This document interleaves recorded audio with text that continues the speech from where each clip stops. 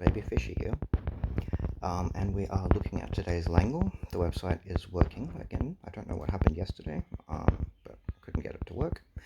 But here we are, level 1 of today's Langle, and this is Italian. Now, how can I tell that? Looking at the forms of some of these words, you can see that they are clearly from a Romance language. That is mainly just based on vocabulary, I suppose. That's just based on knowledge of vocabulary.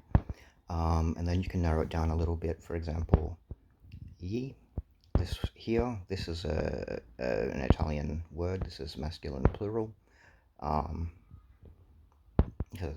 Tutti, all, the, essere is rights, I believe, umani. No, that's not right, because it's something is born free and equal.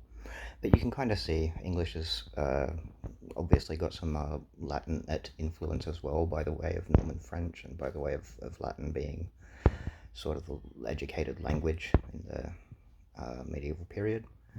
And you can see that in some of the words here. You can see some of the words clearly. Coscienza here, conscience, spirito, spirits, dignità, dignity, eguali, equal. So yeah, long story short, this one's Italian. I do like to try and explain the logic a little bit, just in case, people are curious about it. But this one's pretty much easy done. So on to level 2. Aha. Now this is a very distinctive writing system here. And in particular, this is a writing system memory check. Hang on.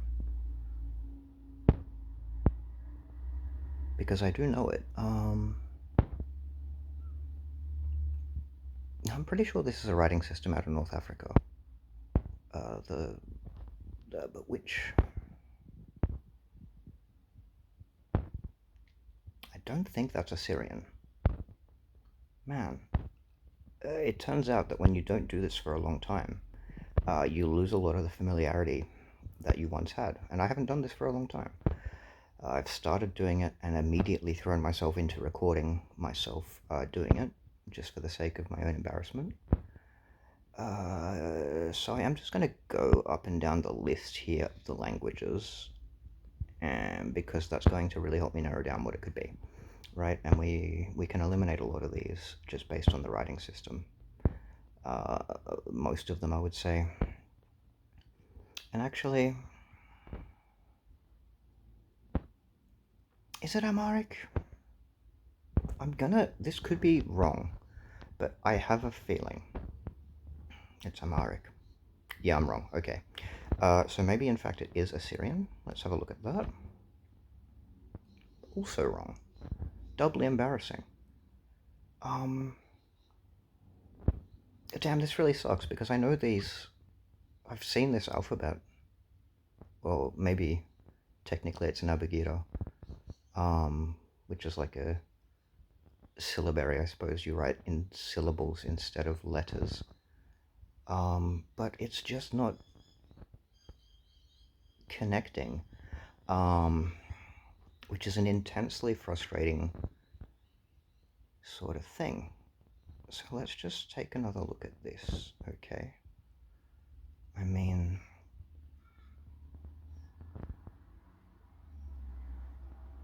We know it's not a lot of these. It could it be Somali? It could be Somali. The writing system is clearly more closely related to Semitic writing systems, Arabic, so forth. Let's take a punt on Somali.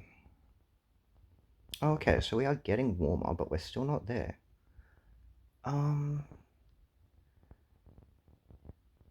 This sucks. Alright, let's go through. Afrikaans, no. Latin alphabet. Albanian, no. Same. Not Arabic. Armenian, no. Not Basque. Not Belarusian. That's written in Cyrillic. Bengali, no. We had that the other day. Breton, Latin script. Bulgarian, no. Burmese. It's not Burmese. That has letters that don't look like this. It's not Catalan, it's not Czech, it's not Danish. I'm not intimately familiar with De Vey, but I don't think that's right.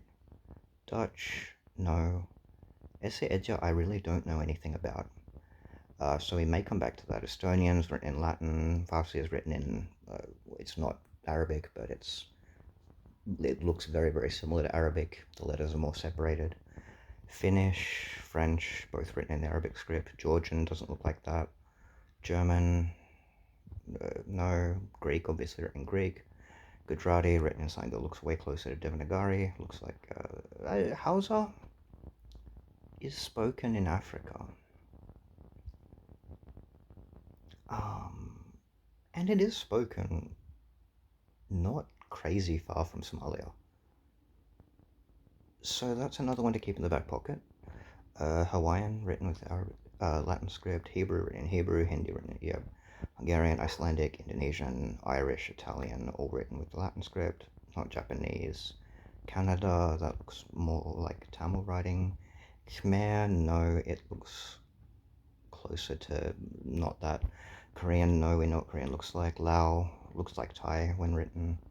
Latvian, Lithuanian, Luxembourgeois, all Latin script. Estonian, Malay, Maltese, no. Mandarin, definitely not. Maori, no. Marathi, no. Nepali, no. Nigerian Pidgin, no. Norwegian, no. Punjabi, no. Polish, no. Portuguese, Romani, Romanian, Russian, Scots Gaelic, Sinhala, Slovak, Slovene, Spanish, Swahili, Swedish, Tagalog, Thai, Tibetan, Dokpisin, Turkish, Ukrainian, Urdu, Vietnamese, Welsh, Yiddish, Yoruba, and Zulu. I don't think it's Yoruba. I've only ever seen Yoruba written in Latin transcription. Now, I don't know if that's the native way it's written. Just because of the context I've always seen it in has been transcription that was for exercises in linguistics. Boy, oh boy.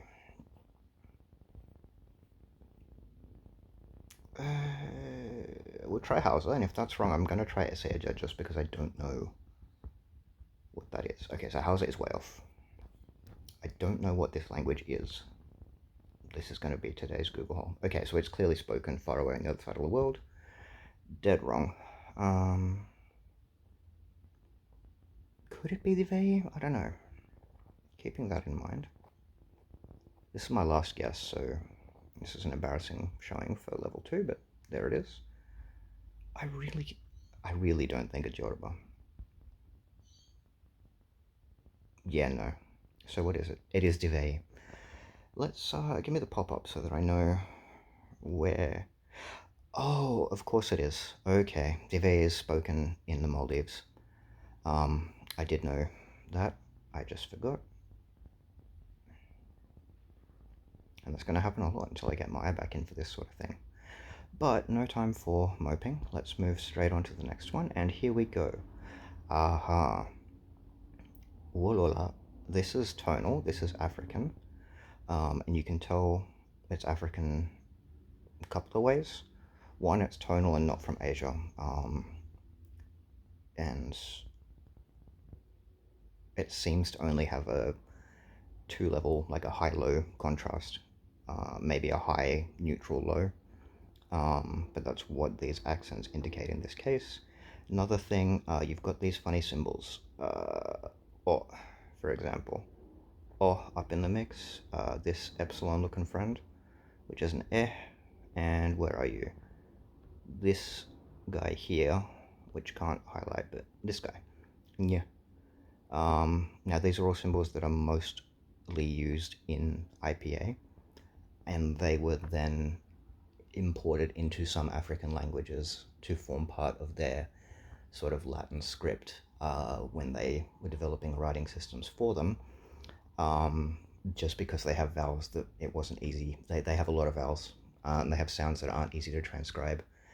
And by the time, the people who were developing a Latin-based writing system for these languages got to it, they I feel like digraphs had kind of fallen out of fashion, like writing things with combinations of letters. Uh, it was kind of seen as unnecessary. We've got other symbols that can do it, and it kind of takes away some of the confusion that you get where, if you write this E as double E instead, using the regular E to contrast it with this E, then maybe people are going to start reading it as like and E when it should be and e. Um, it just makes things a lot clearer. Having said all that, what do we got here? I mean, it feels dumb.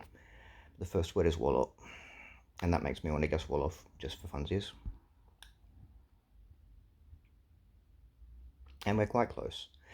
And I say just for funsies, it wasn't entirely just for funsies, because I know what this text is. It's the United Nations Declaration of Human Rights. All, and that starts with all people being born equal in rights and dignity, or something to that effect. But you, people is right at the start there, right? And oftentimes, the native name for a language before somebody else comes and says, "Oh, we're going to call you this." Um, it's often related to the word for people in their own language, or sometimes related to speech, clear speech. A famous example being the German name for Polish. No, I'm sorry, I've gotten that backwards. It's the Polish name for German. Where we call them German, they call themselves Deutsch. Everyone's got different names for Germany because they're in the center of Europe, so they got contact with a lot of different language families. Um, the French call them Allemagne, but the Polish call them Niemcy, and that stems from a Slavic root meaning mute or unable to speak. And it's kind of obvious what the link there is. We met these people in the country next door. We tried to talk to them, and they just made funny noises back at us. We don't understand. They can't speak properly. Interestingly, that's also where we get the word barbarian. The Romans back in the day met people who spoke languages that they didn't speak, and their sort of like version of blah blah blah was bar bar bar. So they were like, oh, they're the people who talk like bar bar bar bar, and that morphed into, I guess, barbares in Latin, maybe? I don't know. I can't remember my declensions, but... And then that got evolved into English barbarian, so that's a nice little history lesson there. So we know that this is closely related to, well, geographically close to Wolof, and it is likely linguistically related as well. And that's going to test me because I don't know what else is in Wolof's language family. Good lord, I've got to do some reading. This is why I miss doing research, right? Like, you graduate, you're out of the game for a couple of years, you work in a hardware store, and then you know how to paint things, but you don't know as much as you used to know about languages. Gee whiz. So let's just keep going down the list here. Igbo, I don't think that's related to Wolof. I think that's...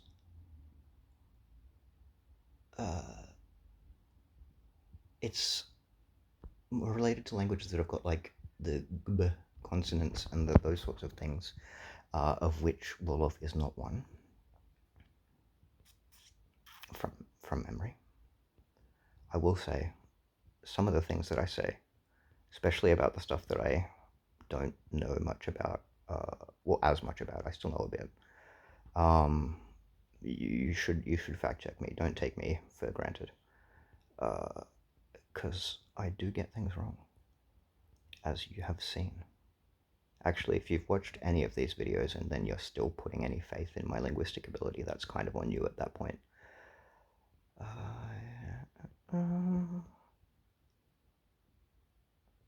I have a degree in this. This is embarrassing. Could this be Somali? I don't think so. But that would be funny. Swahili, Swati, okay, not those.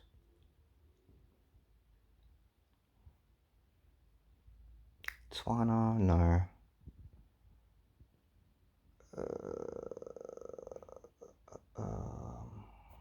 Alright.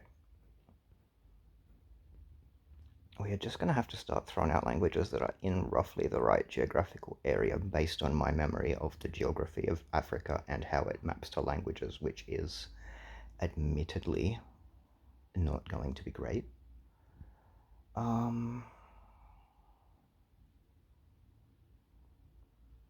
I mean, okay, so we can rule out some things just based on, like, knowledge, right? Can I close that? Yeah. So, actually, we do see a lot of this ha, but I think this is probably a verbal prefix rather than being a noun class prefix, and my logic there being languages like Swahili and related languages in that family have a very extensive system of noun class, which is a more general term for like noun gender when you have too many for there to be an easy mapping to genders. And they've got 12 from memory, which is definitely, I mean, insert meme of the guy at the Pride parades saying, I don't know, I just got here, when he's asked how many genders there are. But, I don't think linguists are in a hurry to start naming noun classes in languages with multiple genders as masculine, feminine, non-binary, agender, so on.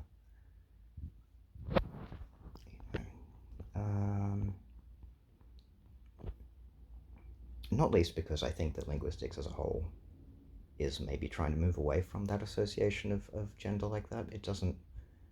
It just causes confusion. People think, oh, there's only. Anyway.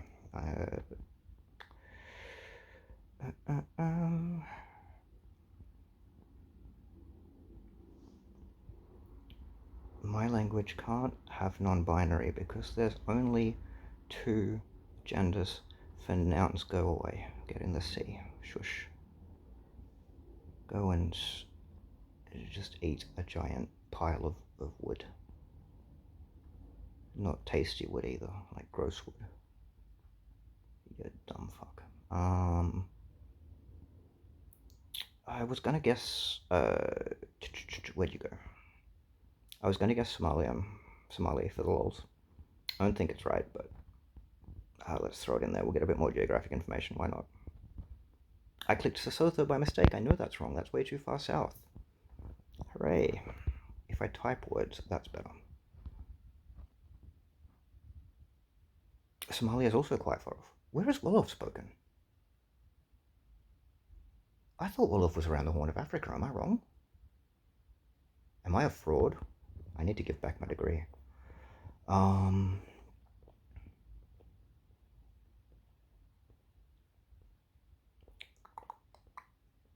don't think we're looking at things like Fongbe. We could be looking at something like... come on now, brain. What's related to Wolof?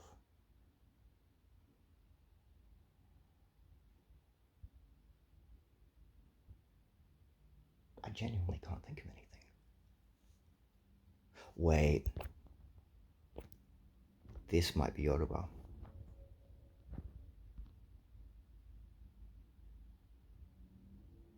Okay, closer with Yoruba. But I had the sudden realization that Yoruba is both tonal and uses these letters. Okay, so Wolof, Yoruba... Well, I think we're up to the last guess now, aren't we? Oh no, we got two left. What else is in this language family? It's not something like Kosa.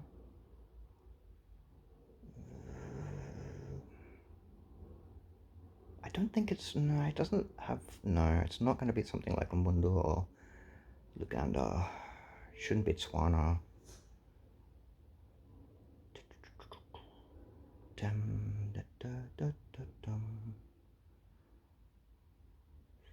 Soninke? I think Soninke is a Mandinkan, which is not the modern name for that family, but I remember that from the Wild Thorn Breeze as a kid.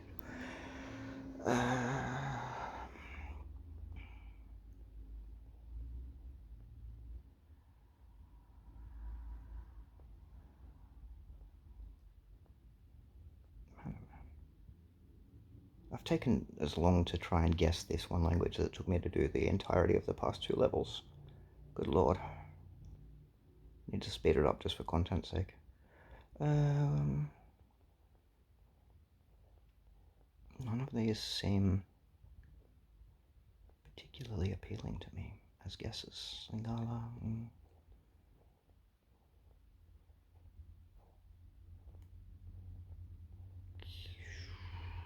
Chivaro. These are the wrong part of the world. Should we try Hausa?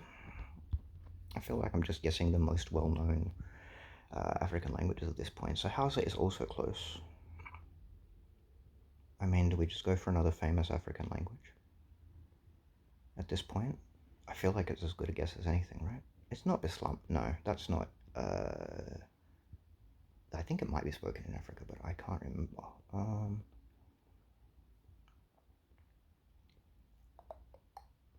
What haven't we guessed? I don't think it's going to be Iwi, but we're going to just throw that out there.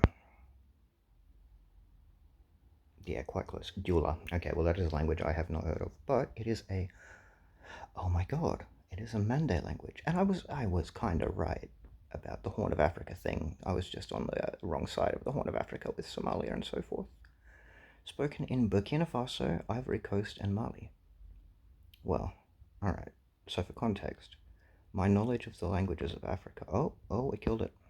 Come back. I'm not going to be able to see it now. It's like Morocco, Algeria, and then maybe a little bit around Uganda and Sudan, and then South Africa. Not a lot of, apart from looking at tones in like 1 week of undergrad linguistics, where we looked at Wolof as an example of a pitch accent. But this video is already too long, so I hope you're all having a good one, and I'll see you tomorrow.